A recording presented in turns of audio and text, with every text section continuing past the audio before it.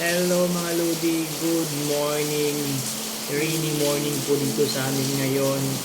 So, ito naman po tayo, nag-blend na naman tayo ng carrots juice. Tapos, para hindi masayang yung laman ng carrots, kasi ano lang to yung katas lang niya kinuha ko. Tapos yung laman, ginawa kong lumpia mga Lodi. Tingnan nyo. Ayan o.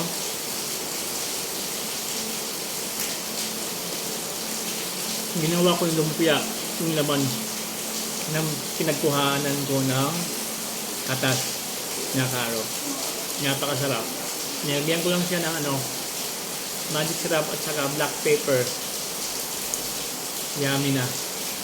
Hindi nasasayang yung carrots natin.